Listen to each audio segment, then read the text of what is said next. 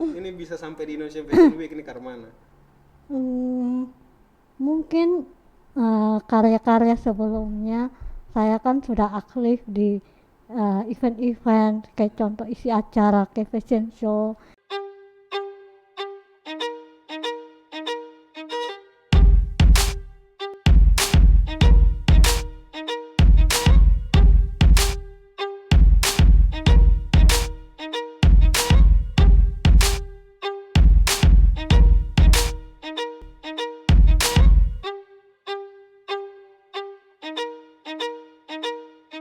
Selamat datang di Ku Podcast bersama saya Edri dan hari ini kita akan masuk di episode terbaru dari Ku Podcast dan kita akan bincang-bincang dengan seorang narasumber yang wow tadi waktu ngobrol-ngobrol seorang yang semangat walaupun dengan banyak keterbatasan namun cerita dari beliau ini sangat-sangat menginspirasi untuk kita semua dan saya baru kenal beliau dan mungkin kalian sudah pernah kenal dan saya memperkenalkan Kak Sandra Lola. Halo Kak Sandra.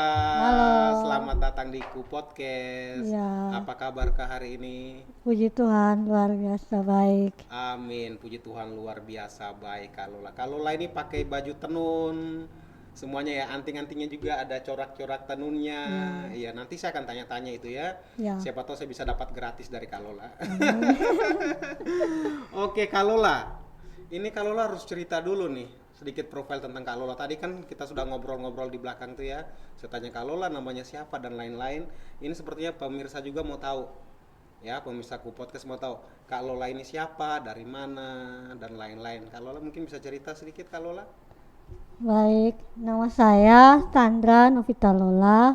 Ah, saya sebagai seorang penjahit sekalian desainer. Oke. Saya orang Rote dan hidup besarnya di Kupang, Oke. Baik. Orang Rote dan hidup besarnya di Kupang sini. Di Kupang di mana, Kak? di Kuanino. Di Kuanino ya. Oke, Ya, berarti tidak jauh-jauh dari tempatku podcast ini. Berarti ya cepatlah datangnya. Oke, Kak, mungkin juga Kakak bisa cerita dulu Kakak sekolahnya di mana sih, Kak? Dulu. sekolah apa? SD, SD, SMP gitu, SD, sampai SMA. SD Bonipoi 3 Mm-mm. Kupang, SMP Negeri 2 Kupang, Mm-mm. dan SMK Negeri 3 Kupang. SMK Negeri 3 Kupang. Sampai kuliah, Kak? Tidak, Tidak sampai kuliah, tapi semuanya berjalan dengan dengan baik, Kak ya. ya, Oke, Kak. Jadi kan tadi saya lihat bahwa Kakak ini kan dengan semua kekurangan ini Kakak cerita tadi waktu di sekolah juga itu apakah ada kesulitan kesulitan dalam belajar dan lain-lain. Nyatanya sekarang Kakak udah jadi seorang penjahit nih. Seorang penjahit dan juga desainer nih ceritanya. kalau untuk hambatan untuk belajar tidak ada. Mhm. Mungkin lebih ke bully atau orang-orang yang interaksinya orang-orang yang baru bertemu dengan saya tuh seperti kayak membuat saya kayak aneh begitu. Hmm, Jadi memandang saya tuh ke sebelah mata begitu. oke. Fisiknya kayak begini. Nah, gitu. Nah, Jadi itu kayak sempat dengar orang bully begitu dengar ya, secara langsung. ya langsung. Hmm, Tapi cuek. hmm. Sebenarnya cuek. Tapi ya itu sampai rumah menangis.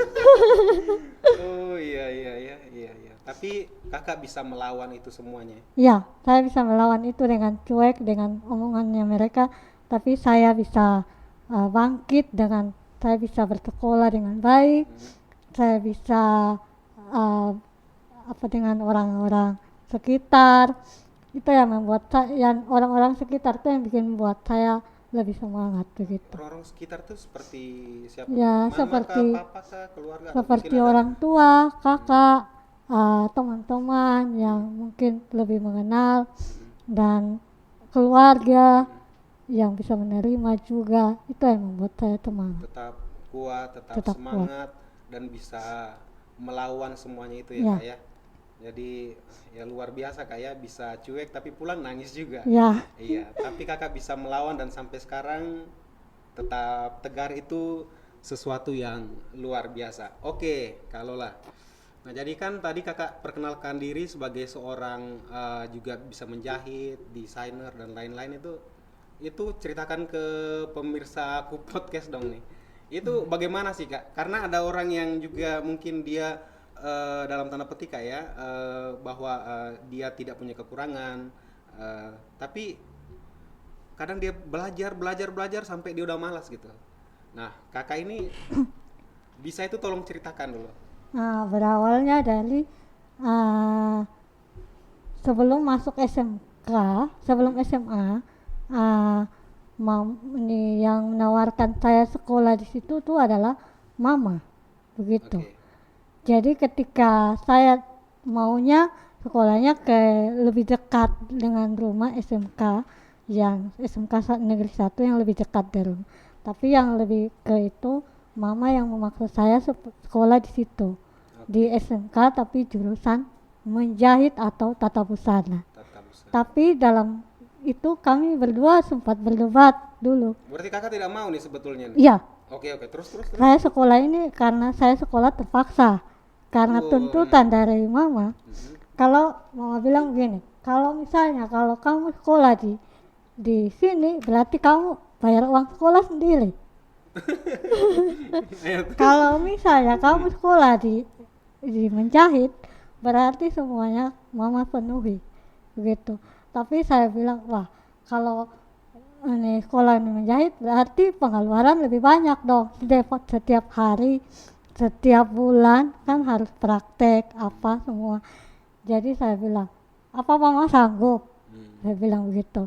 Kalau memang sanggup berarti beta maksudnya saya ke Nah, mau sekolah sekolah SMK. jahit. Nah, Iya. tapi kalau tidak sanggup berarti saya harus pindah ke sekolah yang lebih dekat begitu. Sehingga tidak membuang biaya-biaya mama yang harus yang banyak begitu. Ya, tapi waktu sekolah jadi saya ikuti maunya mama dan sesampai di sekolah saya punya tantangan lagi. Memang daftar semua lulus, tetapi untuk membagi kelas saya dipanggil oleh jurusan jahit dan saya dipanggil dan saya mau dipindahkan ke jurusan lain. Kenapa? Dia Ah, rasa tidak mampu di jurusan itu atau gimana? Mungkin secara fisik mungkin mereka melihat nanti saya belajarnya lambat begitu atau mental saya mungkin tidak sama dengan yang lain begitu. Jadi takutnya saya belajar itu terlambat begitu, tidak dapat mengajar teman-teman lain. Tapi setelah itu mereka memutuskan saya untuk memindah ke jurusan lain. Tapi saya pulang, saya lapor sama mama. Saya bilang, wih baik sudah bisa pindah sekolah nih, begitu. Jadi saya lapor ke mama, bilang, mama, eh, ini mau kasih pindah saya ke jurusan lain. Tapi mama bilang, jangan, pokoknya kamu harus menjahit. Tapi mama, nanti tidak bisa, orang bilang nanti kamu tidak bisa atau lambat atau gimana malu. Jadi begitu. Oke. Dari Kakak sendiri waktu ada penolakan bilang nanti tidak bisa mengikuti teman-teman yang lain, Ah, dalam hati maksudnya ada saya langsung berpikir sendiri mungkin karena mereka lihat saya keadaan seperti ini ya. Jadi itu yang menjadi penolakan. Tapi saya menangis, dalam hati saya tuh menangis. Tapi dengan berjalannya waktu, mereka bilang kita lihat saja perkembangannya. Tapi dari situ saya menunjukkan bahwa saya harus bisa. Dengan berjalan waktu, puji Tuhan, saya mendapatkan nilai yang bagus dan itu yang mereka orang bilang Thomas lihat dulu baru percaya. iya, tapi guru-guru itu waktu itu bukan Thomas. Guru waktu itu namanya bukan Thomas tapi dong mau lihat tuh kayak Thomas begitu ya. Iya. Iya, jadi Kakak udah cerita tadi sekolah terpaksa semua pertama. Terus guru-guru juga menolak kalau tidak bisa mengikuti teman-teman lain dan Kakak buktikan itu ya, mereka semuanya Thomas. Tapi ini Kak, sebelum saya mau tanya-tanya ini Kak, ini kan Kakak kan penyandang apa disabilitas ya gitu Kak ya. Mau tahu dong Kak, masuk dalam kategori seperti apa Kak? Eh, Mungkin disabilitasnya mungkin kategorinya ringan, Oh, masih ringan. Oke. masih ringan. Mungkin lihat dari segi fisiknya, saya punya kekurangan nih telinga, Pendengaran telinga. juga Jadi baik. telinganya hanya sebelah. Jadi yang sebelahnya tidak ada lubang, yang sebelahnya ada lubang. Oke. Jadi yang satu kecil, satu yang normal. Hmm. Jadi kalau saya melihat informasi yang dilihat di ini penyakit langka seperti saya ini adalah namanya penyakit mikrotia. Mikrotia. Ya. Iya. Jadi ini penyakitnya cukup langka. Oh, itu dampaknya apa saya kayak sorry mungkin sedikit Sebenarnya bisa- tidak ada dampak. Mungkin dari dampaknya kurang pendengaran kurang saja. pendengaran saja. Ya. Tapi secara konsentrasi mengikuti itu Tidak ada. tidak ada ya. Sebetulnya tidak ada ya. Ya. Iya. Mungkin pendengarannya cuma lebih sebelah kiri. Oke. Sebelah kanannya kalau orang bisik-bisik tidak bisa. Oke, tapi ini luar biasa bisa sekolah. Tapi kakak tadi bilang itu terpaksa karena kasihan orang tua. Kak memang sonde mau jadi penjahit. Nih kakak harus cerita dulu nih. Ini Eh, betul kasihan orang tua. Aku memang sonde mau jadi penjahit. Ketemu Terpaksa harus- karena tidak ada pilihan. Karena harus bayar uang sekolah, mau dapat uang dari mana? Oke. Itu yang Oke, menjadi oke. tidak ada pilihan. Oh, Sebenarnya tidak ada niat untuk jadi penjahit sebenarnya. Yang saya tapi lihat akhirnya kan kakak sekarang ini kan kakak bilang kakak sudah jadi penjahit sudah pakai baju tenun nih. Itu bagaimana jadinya mau itu berjalannya waktu berapa lama tuh? Baru sampai akhirnya ini. mengikuti Sampai cinta dengan menjahit lah apa nih. mengikuti proses ya dari sekolah sampai waktu tamat juga bingung mau kemana lagi. Oke, ini bingung mau kemana, sonde ada pilihan, tapi ini luar biasa. Ini sebelum kita tanya-tanya karena beta tadi itu datang itu dengar kalau kakak tuh ada di satu event yang itu event nasional dan itu sangat luar biasa sekali. Oke kakak cerita, kakak punya keterbatasan dan lain-lain dan ini memang juga sangat memotivasi orang lain ya, dong yang mungkin dalam tanda petik lengkap semuanya bisa lebih gesit dari kakak tapi ada juga yang tidak bisa dan kakak bisa. Baik. Tadi kakak saya sudah dengar kakak punya profesi itu ya menjahit dan lain-lain. Tapi ini dengan desainer juga ini dapat cerita bagaimana kakak? Ini jahit, desainer juga nih. Kakak ini mau rambang semua. Kan maksudnya begini tapi bisa buat begitu dong tuh. Itu karmana ada pun cerita tuh. Ah, Kalau mau dibilang desainer tuh mau dibilang itu kata yang berkelas sebenarnya. Betul, sangat berkelas. Tapi Iya. nyatanya kan begitu ya. Kakak cerita, kakak berkelas, kakak cerita. Mungkin dari pernah mengikuti lomba. Oke. Itu yang pernah mengikuti lomba itu juga memotivasi dan bisa apakah bisa menilai diri sendiri bahwa bisa mampu atau tidak gitu. Jadi waktu pertama kali ikut lomba itu lomba tahun 2013 kalau tidak salah, itu ulang tahun NTT Nusa Tenggara Timur, dibuat event adalah lomba busana tenun. Dan lomba busana tenun itu saya mengikuti itu dan itu juga adalah satu mau ikut tidak begitu, Tapi ragu. akhirnya kakak ikut lomba itu. Ikut dan ikut Oke. melihat persyaratan, oh ini bisa, jadi pulang tanya lagi kayak mama. Jadi saya tuh lebih dekat dengan mama. Mama, oke. Jadi tanya, mama mau ikut lomba, kira-kira bisa atau tidak? Untuk khusus untuk desainer nih. Khusus Jadi, untuk desainer. Jadi jadi mama, tertarik untuk desainer ikut lomba ya, itu, iya. jadi itu seperti menunjukkan bahwa saya tuh bisa atau tidak, kemampuan saya tuh sampai mana, begitu. Jadi saya ikut mulailah buat proses menjahit apa, dan saya suruh model pakai, dan di saat lomba waktu turun dari mobil saya lihat, wah ini saingan banyak ini, saingannya bagus-bagus nih. Tapi dalam hati saya tuh bilang, ini saya yakin saya menang nih. Karena kalau misalnya kalau juri dia betul-betul yang menilai, berarti saya yakin saya menang. Tapi kalau juri tidak menilai dengan baik berarti saya kalah. Saya yakin dalam hati, wih ini pasti saya menang sesuai dengan persyaratan yang ada. Dari situ setelah itu saya mendapat pengumuman saya kaget karena saya tidak hafal nomor peserta yang model, saya tidak hafal. Tapi saya yakin itu saya. Oke. Terus setelah tidak hafal pengumuman saya tidak hafal.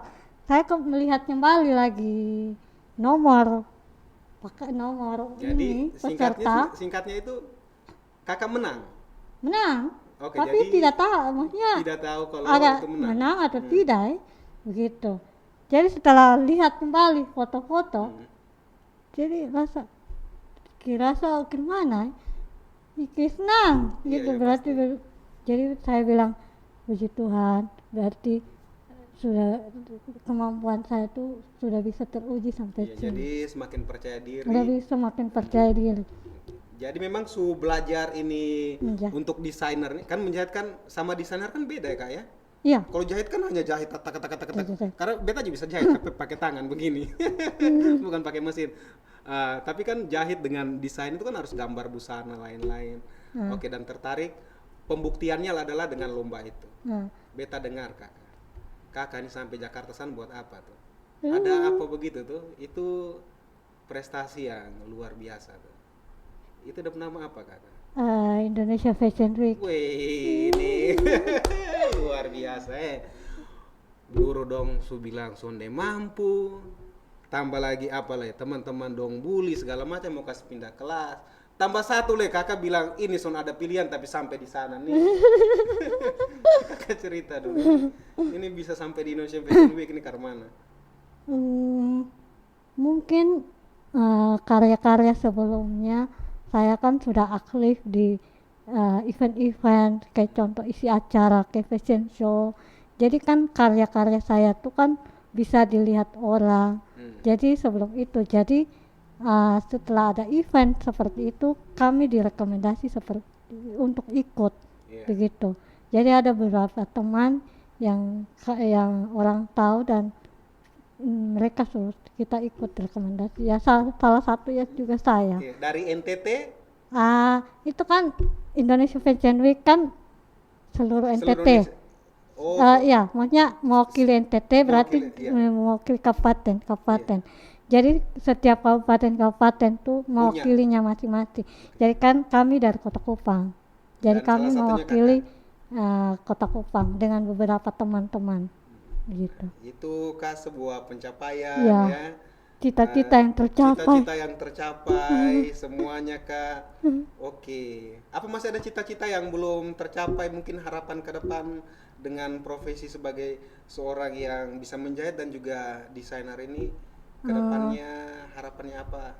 Begitu, mungkin Kak? Saya pun cita-cita banyak sebenarnya.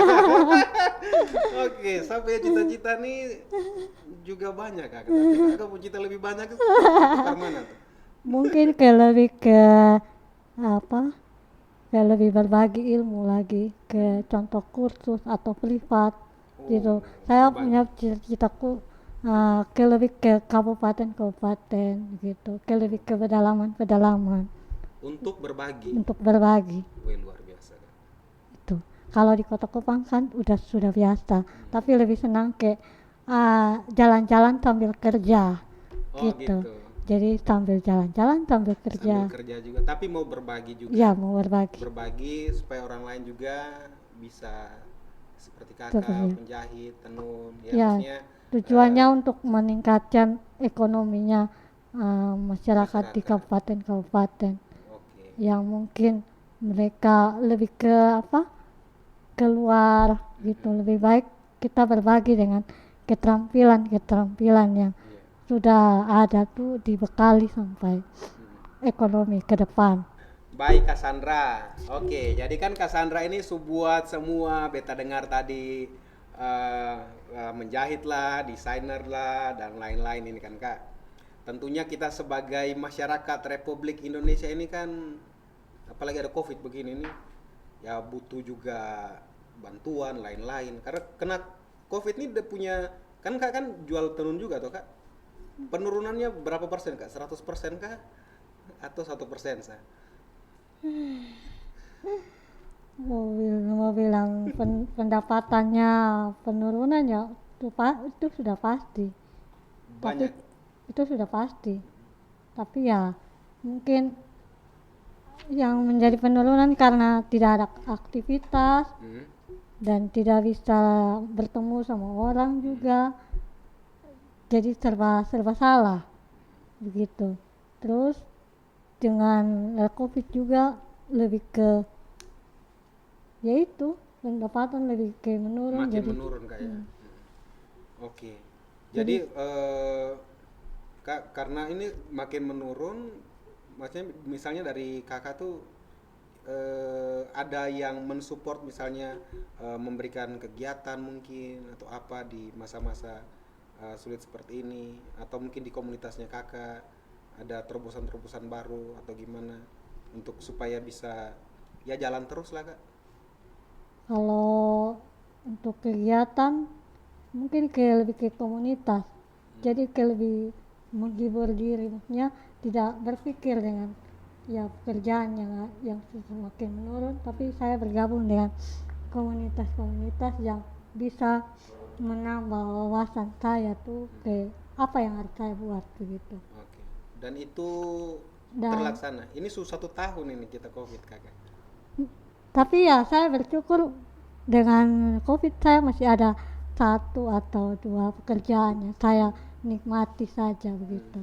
Tidak tidak yang harus habis mungkin pendapatan saja yang lebih ke menurun. Menurun. Tapi Oke. kalau pekerjaan ya satu atau dua pekerjaan pasti ada. Pasti ada saja kak ya. Ya, Iya, oke kak. Nah ini kan kakak juga kan di dalam komunitas disabilitas dan lain-lain kak, itu mereka juga alami apalagi namanya masalah karena adanya COVID tambah seroja lagi kemarin gitu kak. Nah, apakah mengalami hal yang sama terus mungkin kakak dengar, kakak mungkin mau beritahu apa ke teman-teman itu juga supaya tetap semangat walaupun dapat satu dua dan lain-lain seperti yang kakak cerita tadi. mungkin lebih ke itu bangkit. Mungkin masing-masing kan sudah punya talenta yang Tuhan berikan kan. Hmm. Jadi uh, mungkin dengan disabilitas juga pasti ada dia punya keterampilannya masing-masing. Yaitu kita buat dengan adanya COVID kita mulai bangkit kira-kira apa yang buat mungkin lebih ke promosi ke media sosial dan bisa bantu teman-teman Hmm. seperti itu. Jadi kita kasih semangat, tanya kabar, bagaimana begitu. Iya, jadi Lebih ke kasih memang semangat saja. iya, iya. Jadi walaupun memang alami kesulitan begini tapi kan mau berusaha ini itu jadi sebetulnya semakin kreatif ya kak ya. Ya, Ada masalah makin iya, betul. tambah kreatif lagi. Iya, Iya. karena saya pelajari yang beberapa ini, maksudnya kayak orang yang sebenarnya tidak bisa jadinya bisa Jadi gitu. bisa gara-gara COVID. Ya? Gara-gara COVID Hmm. itu. Jadi ada dapat ilmu-ilmu baru apa nih? Jangan sampai habis ini sudah jadi penjahit jadi jangan jadi pendekar. Ada ilmu-ilmu Paling baru. lebih koleksi begitu. Jadi kan koleksi itu kan bisa orang pinjam atau sewa seperti itu. Oke.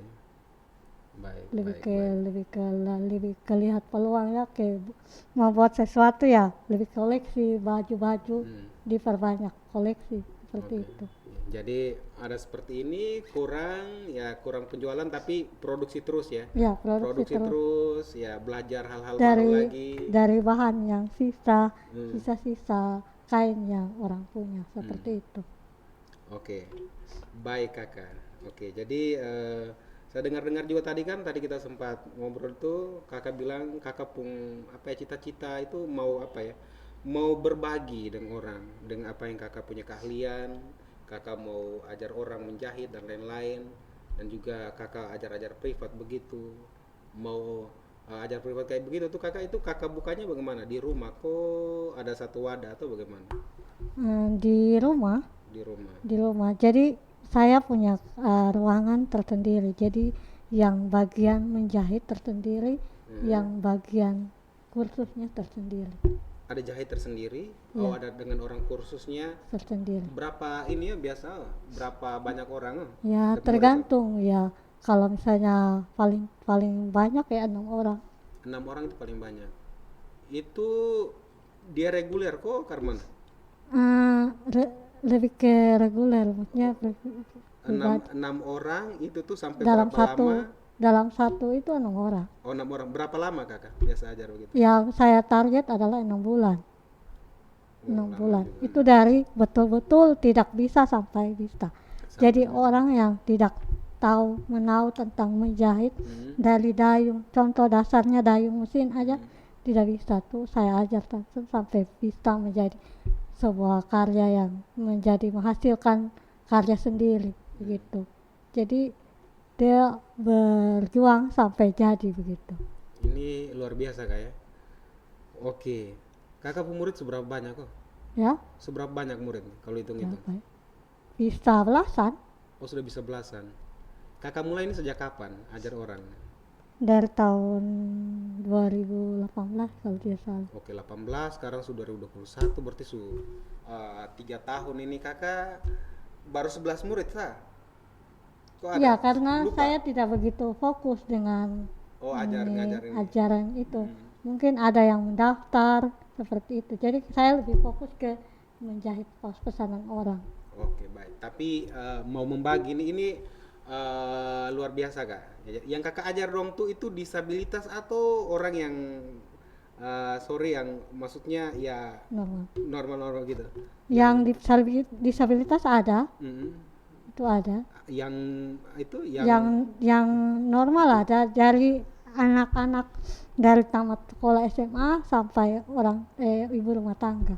Nah, sekarang beta mau cari tahu. Itu guru-guru dong itu yang pernah bilang kakak bilang son mampu itu dong masih ada sekarang kah?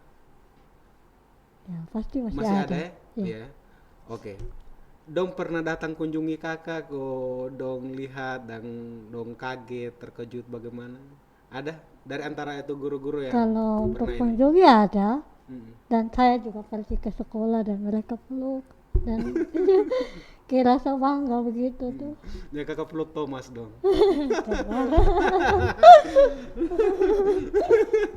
Oke.